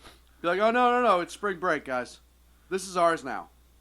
No, not even this is ours. Like, hey, we're just here for the beach. Like, this is... We're just here for the beach. Yeah. Like this, I mean, we're in international waters, and you don't have these islands. Why are you guys all dressed in your fatigues? Oh, well, we're uniform. Yeah, first of all, it's a uniform. Yeah, and it's not fatigued. Like, we're not tired. Like, we're not fatigued. I guess if you call them fatigues and we're wearing them, I guess we're fatigued, but not in the traditional sense of full battle rattle. But they're just sitting around like they're on a beach in Mexico, like just blue fruity drinks in their hands, throwing footballs around, fishing. A couple guys playing volleyball in jeans with their shirts off and oiled up like in Top Gun. Wait, what?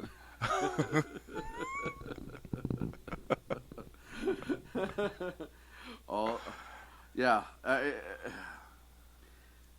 Do you see? And I keep trying to tell people, like, do you not understand that a lot of this has to do with who we have in office? This is the problem. And I know we've talked about this time and again, but Obama is just so goddamn feckless. He's a pussy, and they know it. Yeah. And they're going to... we saw it with the Russians. We've seen it with the Russians for a while now. Mm-hmm. Now the Chinese are going to start playing little reindeer games. Reindeer games.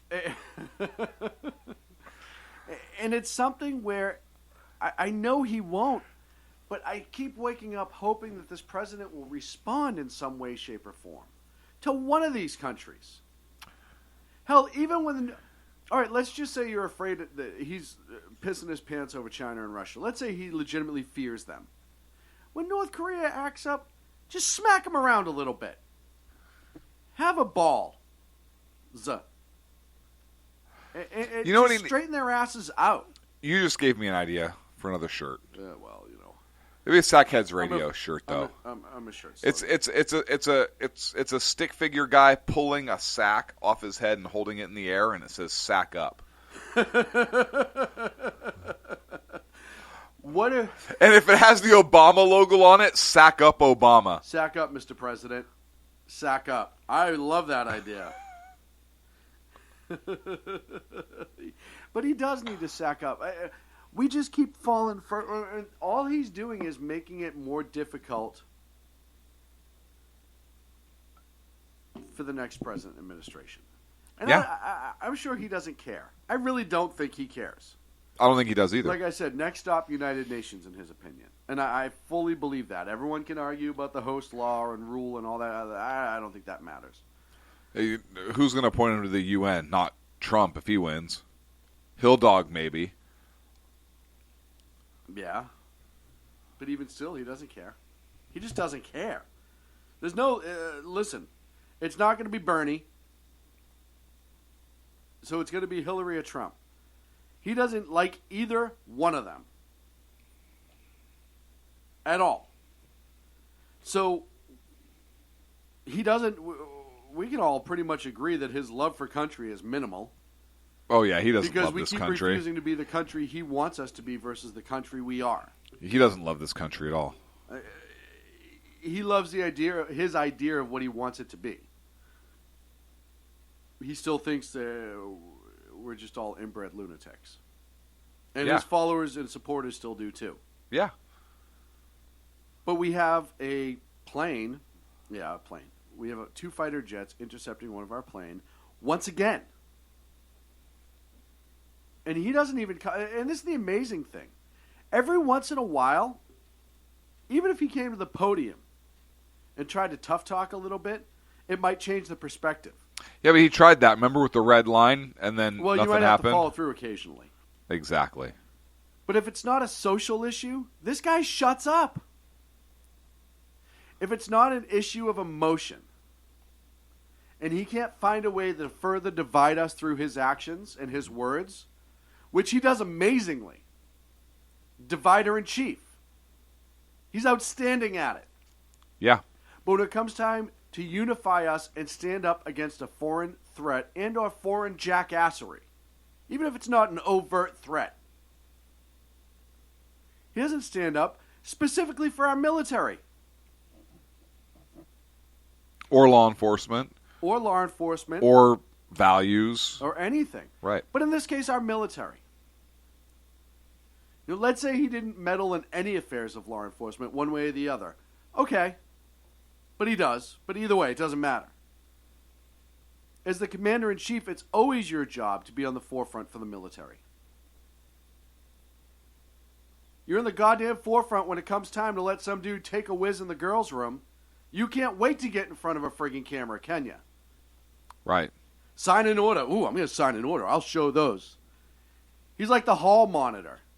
I'm going to write a gig slip so the principal yells at him. He was running in the hall. But when it comes time to actually stand up for our nation a little bit and stand up for our troops, people who, some of them very much live under the poverty line, yet they're defending their lives every day for us, or defending the country and risking their lives every day for us. But he doesn't have the balls to come out and say anything about it. Hey, Russia, the next time you endanger one of our jets or one of our ships, we're going to have a serious friggin' problem. Knock it off. Yeah, next time one of your jets flies an attack pattern in international waters over one of our vessels, to strafe our vessels, we're going to shoot it down. Yeah. Game over. Hell, Kerry almost said that. Kerry said they would have been justified in doing so. Yeah, and pulled back at the last minute before fully saying it. Yeah. But that's his... I mean, he can't even say it to someone's face. He's always going to have somebody else to do it. He's a coward. He is a coward, and you know Kerry was strongly... He's a passive-aggressive pussy. You know, Kerry was going down that road, and the president goes, oh, whoa, come here, grabbed him by the collar and reined him in. Oh, he hit the button. He hit the Frankenstein button. And I think they would have been totally... Oh, fire bad! Fire bad! Fire bad! And that's it. Walk away. Nobody in that administration has a set of balls on them. And we're suffering for it. And it's only making it more difficult for those who serve our nation. All he's doing is making their life more difficult. And listen, you talk to members of our military. With the exception of his command staff, his specific ones? Yeah, I don't know. You remember that article that came out about Marines doing an assignment about if they had to take action on U.S. soil? And there were, I think the new officer corps coming up, and who knows what they're teaching at West Point or Annapolis or the Air Force Academy now. I think that it's changed. I disagree. I think that it's changed. I think the grunts, at the end of the day, the ones who would actually have to put and pull the trigger, I think their hearts are still in the right place and their minds are still in the right place. Yes. And look, I would argue that I would even go so far as to say I think most of their hearts are in the right place, but I think their will to follow orders, even if those orders would be questionable at best, would override their heart. I don't know. That's my gut. And understand, I have the utmost respect for the men and women that serve. I really do. But if you look at, I don't know that they would know the difference. I think a lot of them know the difference. I think a lot of them don't. And I can back that up, and I wish I could back it up on the air, but I can't.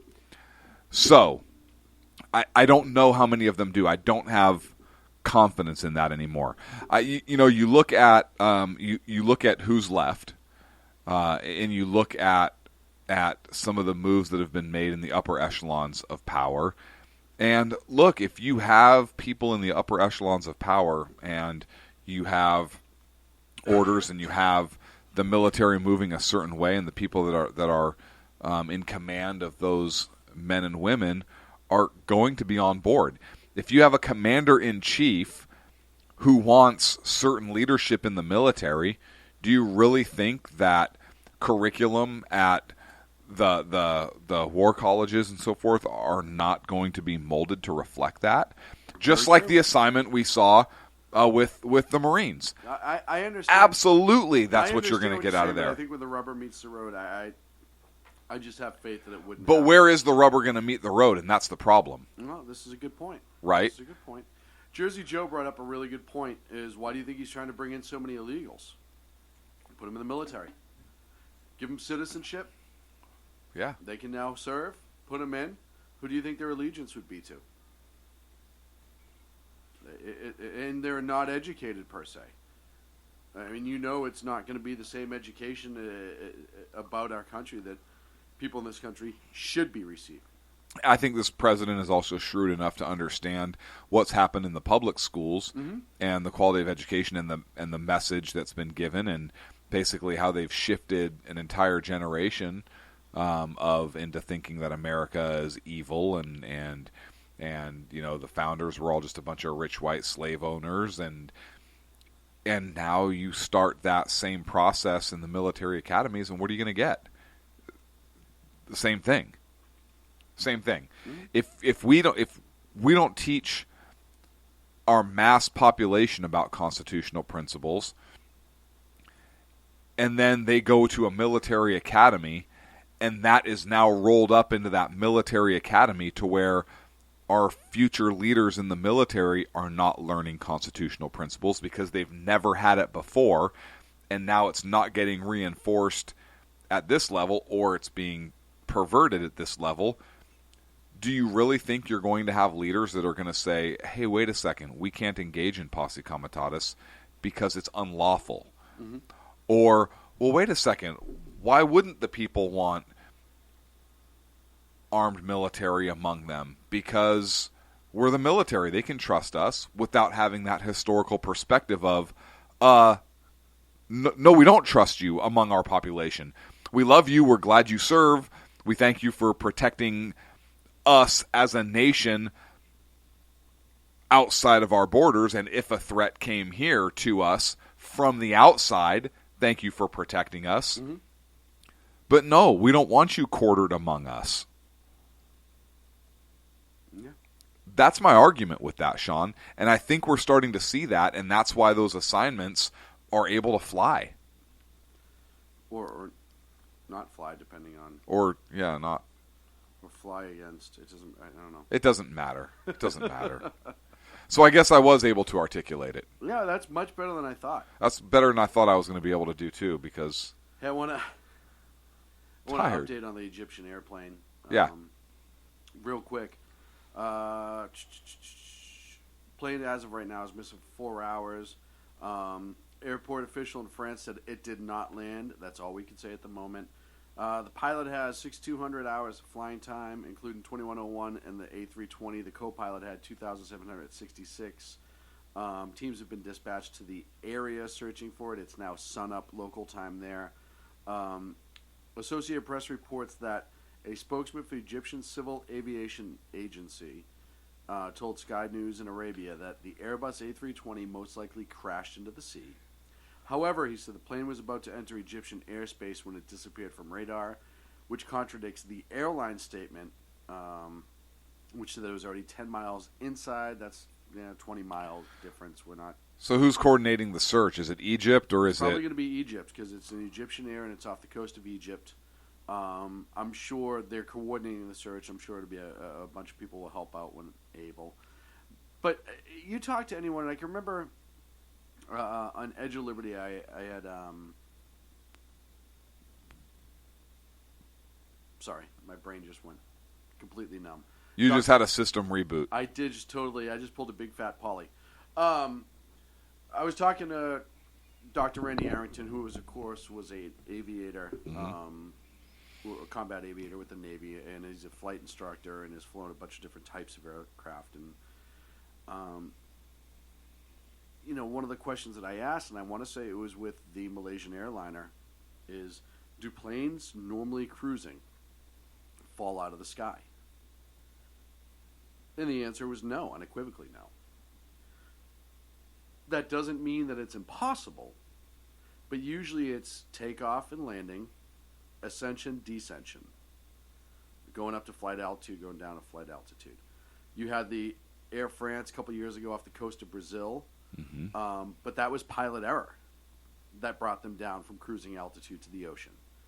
The pitot tubes froze over. They were getting inaccurate airspeed. It was at night. There was a thunderstorm. They were starting to. They weren't paying attention. They didn't know their altitude, et cetera, and they kept making worse moves that ended up crashing them into the ocean. There was no distress call whatsoever. There's another one that just popped up. There's been no distress call made. So usually that means something was sudden and tragic. You could have a massive decompression. But usually at that speeds or at that height, cruising, I don't think they've 32,000 feet or. I would think you would have shown on radar, and even if you had decompression, right, and system failure, an airplane that is pretty that particular aircraft is pretty stable, so it should be able to glide even with no power, even with massive decompression. Right. I mean, if everyone was knocked out of the plane, it would still keep flying for the most part. Right, it would be able to glide, and then you'd have see to a be steady something decline. pretty And tragic for it to fall out of the sky. I would think, yeah. And 10 miles off the coast, allegedly, that's a good part as far as the investigation goes, because that really kind of limits the amount of space that you have to search for, as long as their radar was accurate. 37,000 feet, that's a cruising altitude, tells me they hadn't come into their descent yet. I don't know how far off the coast the Cairo airport is, but it looks like it's probably 150, 200 miles in, so they probably hadn't started their descent yet. So that means they were about to. I would guess. I'm not a pilot, but I would guess they were about to pretty soon, because it takes a long time to come out of altitude from 37,000 feet and land. So it's just very bizarre. Like I said, it had to be something tragic and sudden. Question with the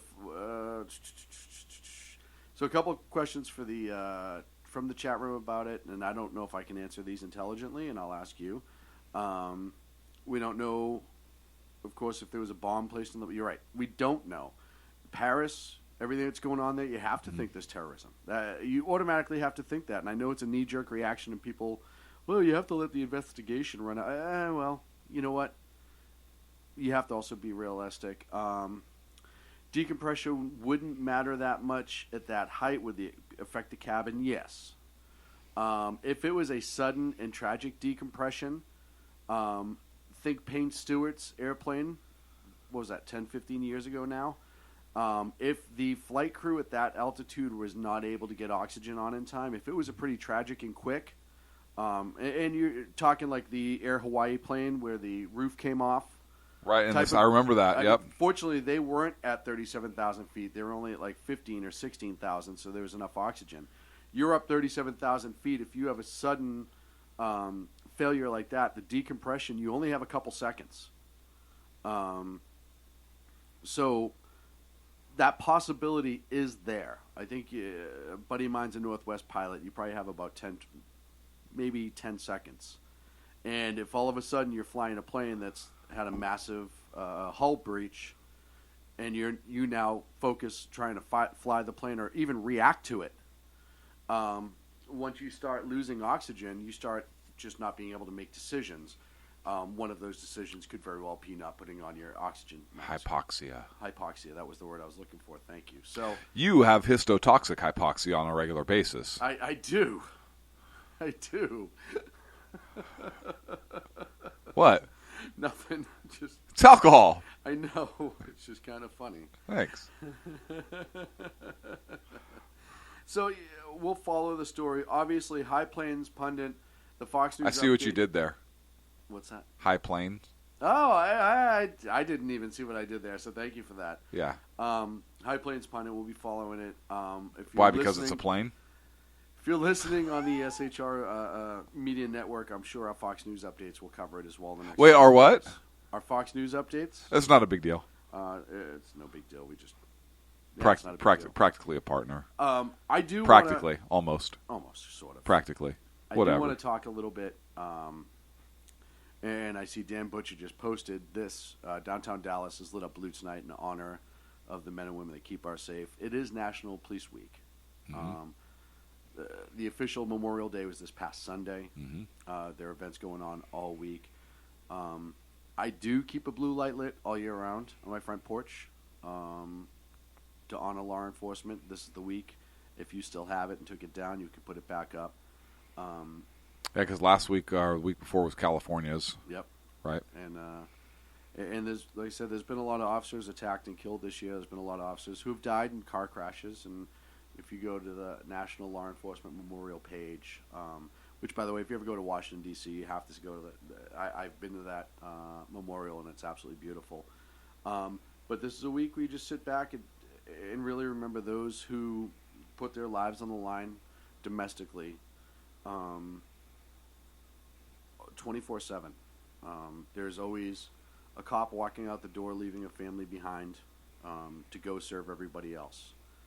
Some parts of the country, it's for very little money, with very little training. And they still do it because their heart's in the right place. And some of those cops don't come home. Or if they do, they don't come home the same way they left. Well, they almost never come home the same way. They never come home the same way they left.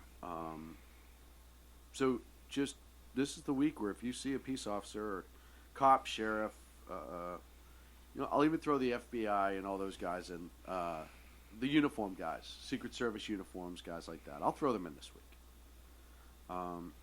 We tell them thank you and think about them. If you're a praying family, keep them in your thoughts and prayers.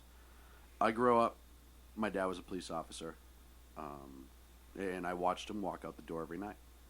And it wasn't until I was older that you actually realized that he may not come back.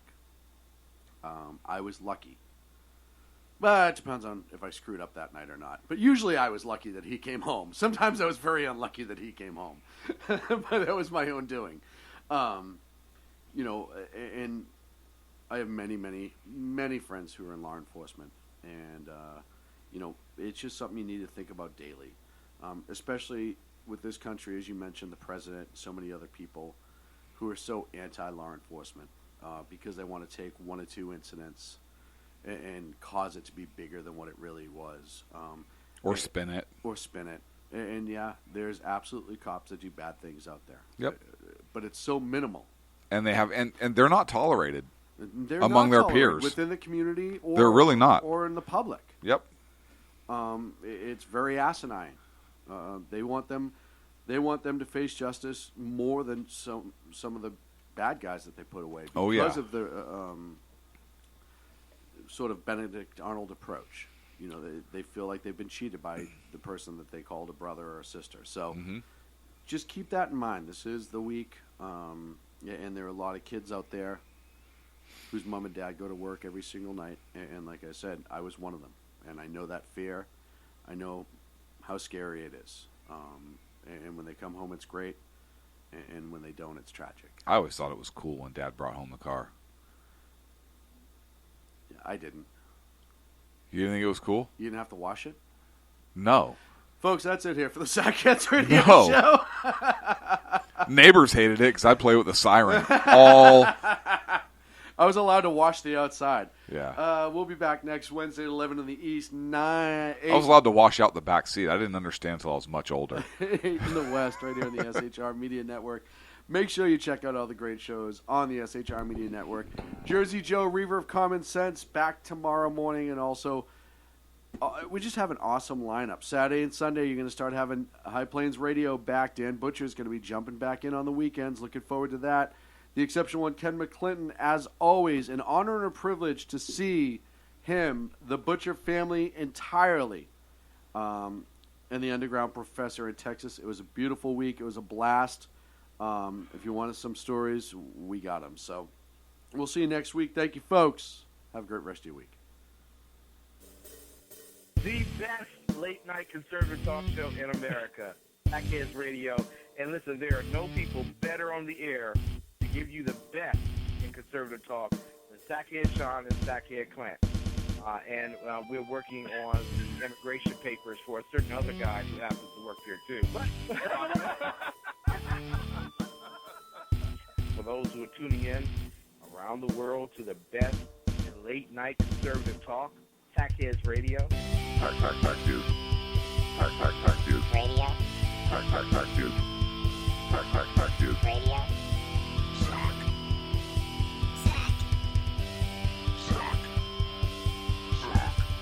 The best late-night conservative talk show in America. In America. In America. And in this web was a large, I'm pretty sure it was the biggest spider I've ever seen.